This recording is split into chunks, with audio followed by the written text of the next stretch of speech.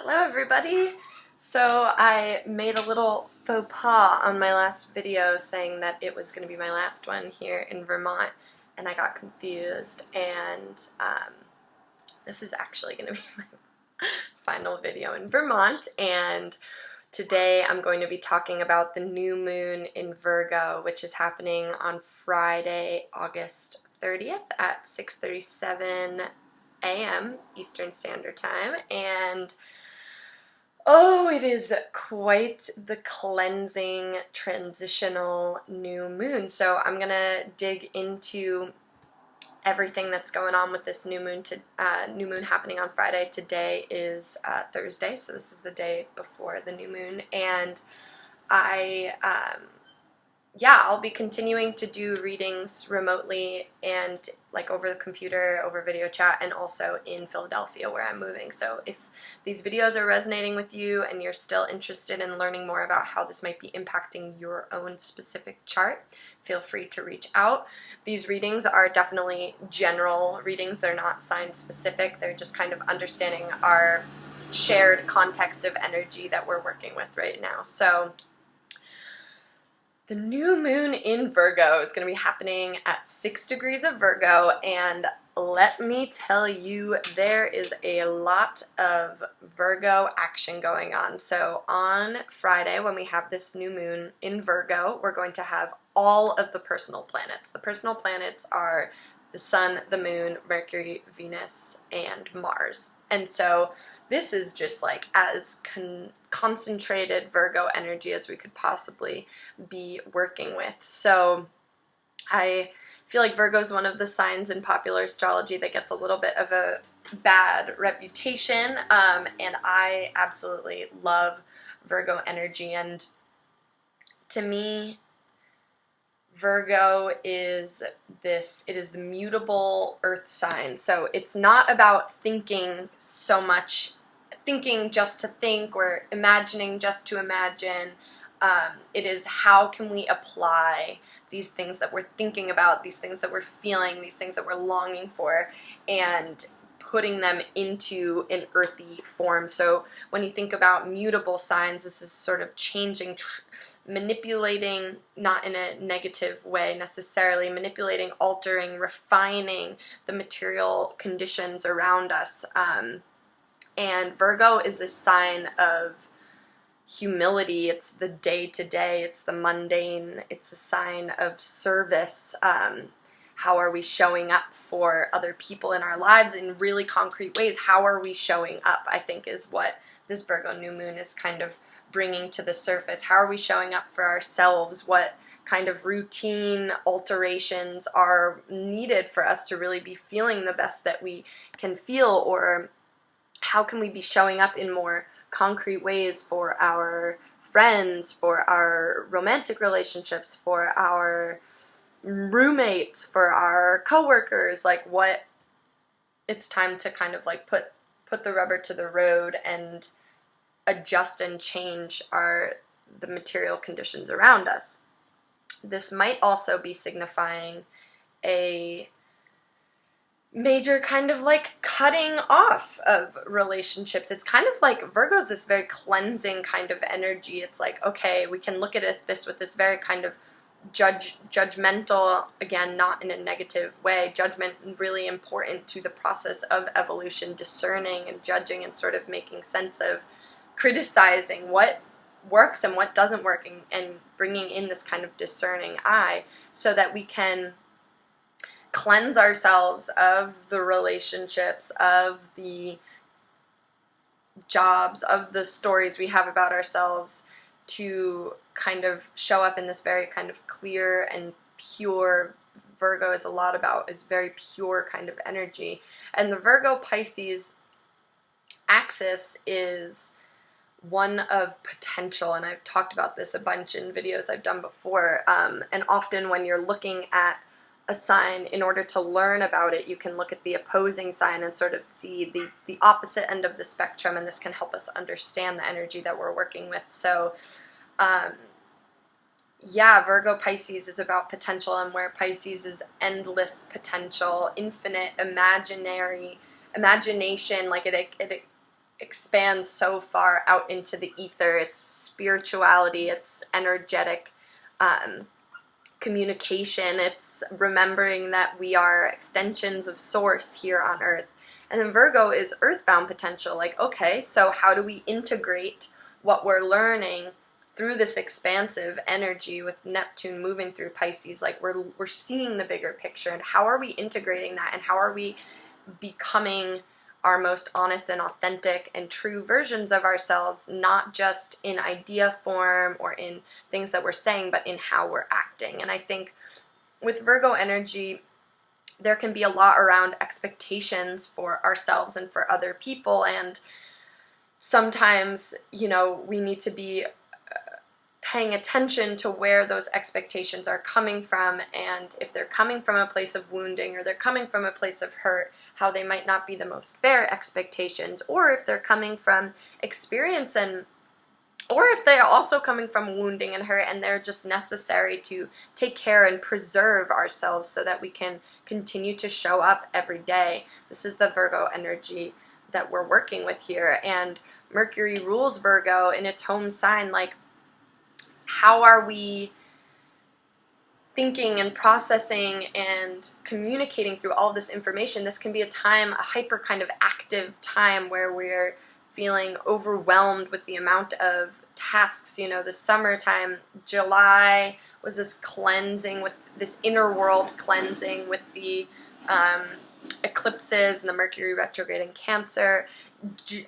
August and Leo season were really kind of this like bursting out of that, and sort of be playing, having fun, exploring, expanding. Virgo's like, okay, it's time to get focused, it's time to get to work, it's time to like make things happen, manifest things. And we've got a lot of this really strong earthy energy in the mix. So Sun and Moon are 1 degree off of Mars, which adds this really kind of motivated, fierce, action-oriented energy to the Virgo new moon. Also this kind of like, I need to prioritize myself, and what does that look like? I am is, you know, one of the mantras associated with the sign of Mars. I am, and like, I am at the center of my own universe, and how can I be, what expectations do I have of myself, of other people? This can be a time also of being incredibly harsh on ourselves or on other people. So it's just a fine line, working with the energy and the wisdom of Virgo, so that it's allowing us to continue to evolve and continue to grow and continue to be making perhaps really concrete changes within our day-to-day lives. So this is an amazing time to set intentions around health and taking care of ourselves, taking care of our bodies, and to be, I think the challenge that comes in, one of the challenges with Virgo can be around shame or around guilt or not feeling like we're doing enough. And I think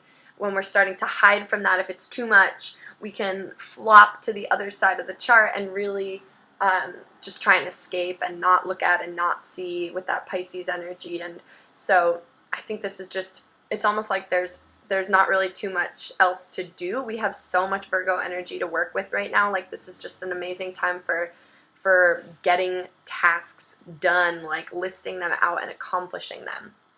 So in addition to this heavy earth energy, we actually have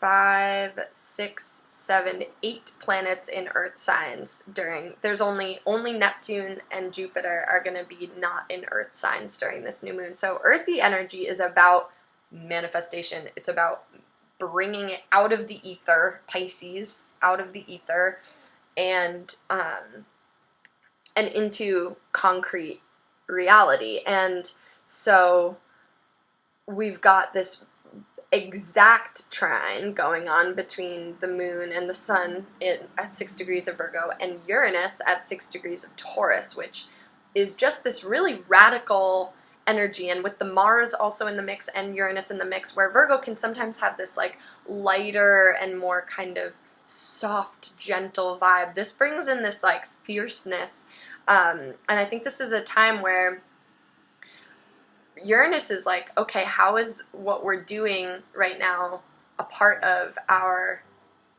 personal liberation and collective liberation? How are we seeing? And then Saturn and Capricorn is like, are you in your integrity? Are, you know, that Saturn and Pluto and South Node in Capricorn that's been happening for a while, really kind of encouraging us to like step up. What is our legacy that we're going to leave here? What are we doing? And I think like we're at a time right now where if we're not acting in any way in for our own for personal liberation and collective liberation together, then we're complicit with the destroying of the planet that is happening right now, the destroying of the planet and the destroying of the life on the planet. And so this is this time to kind of, I think, really think about like, what are we doing here? What is our purpose? Saturn retrograde in Capricorn. What are some action steps that we can take to be actually making these things happen? Virgo, listing it all out, steps. And then Uranus in Taurus is like, okay, freaking do it, like build it. You've got the energy, you've got the momentum behind you right now to do the thing. And so, yeah, I think Virgo definitely calls in this humility of like, we're puzzle pieces in a way bigger picture, and if what we're doing, if our personal endeavors are not in line with collective liberation, then what are we doing? And I think that's kind of this harshness that is kind of coming in a little bit with this new moon, or a potential harshness is like, we're going to see ourselves kind of clearly, we're going to see our shadows, we're going to see it all coming up, and like it's just a really amazing time to make a decision, make a change, adjust what we're doing, apply ourselves, Virgo, apply ourselves in ways that feel very committed and really nourishing and really strong. This isn't service in this like doing something you don't want to do and kind of drudging your feet. There's like this vital kind of like guttural sense that this is what has to be happening right now. And so there is a motivation there, but like I said, on the opposite end, if this is a time of where it's feeling too overwhelming and you can't step up, there is the potential to really sink into this disassociating, disconnecting kind of mode that can just be really harmful. So yeah, I think this is a time to be noticing the actions of yourself and the people around you, and who is following through and who's showing you with their actions that they care. So I'm going to pull some cards to help us get a little bit of a better idea of what we're working with this new moon energy and how we should be applying ourselves. And yeah, it feels like this really kind of pure cleansing time to sort of with clarity be stepping into our power and really kind of, you know, Leo season was about expression and play and experimentation and sort of understanding ourselves in a new way after the eclipses and the Mercury retrograde and that internal transformation. And now it's time to apply ourselves. It's perfect lineup for this sort of like back to school time of year. Yeah, really awesome detail oriented energy to work with right now to get focused and to really get some stuff done. So let's see, I'm gonna pull 3 cards.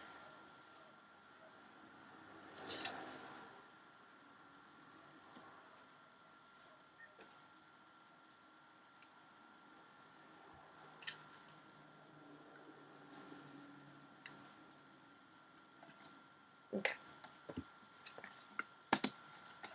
Whoa! All right.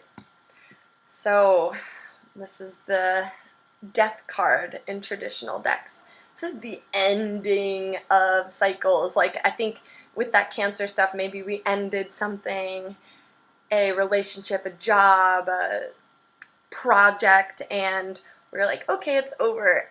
But it wasn't totally over. And now it's like, okay, this is the actual ending now. And so, yeah, this is death and rebirth happening right now. And we're heading into um, the descent of the days are getting shorter, it's getting darker, it's time, we're going into it. So release, it's a time of release and a time of integrity and a time of just like honesty and discernment.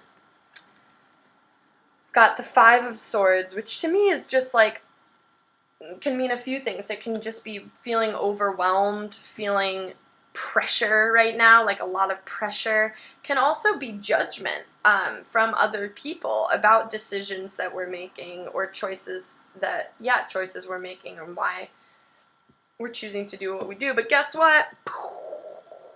The sun! It's time to go for it! Like this is like a little sort of like little nagging voice. This is what is true. This is what is whole. So though this is here, and it doesn't mean that like we don't, like it isn't going to be a stressful transition. This is intense right now. These three cards are pretty intense together, and the sun is like bursting out on the other side, like ready to go, ready to be in our truth, ready to be in our integrity, ready to put rubber to the road, to build things, to make things happen. And yeah, it's just a really, really beautiful time. And let's just see.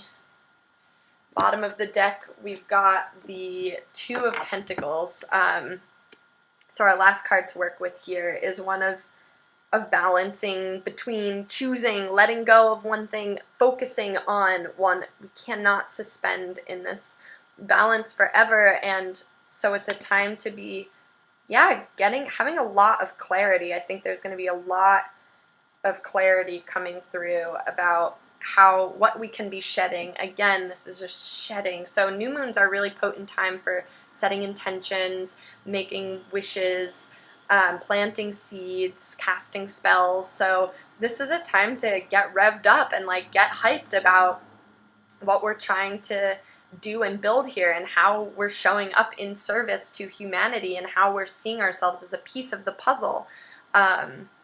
So I think I'm going to end it at that today.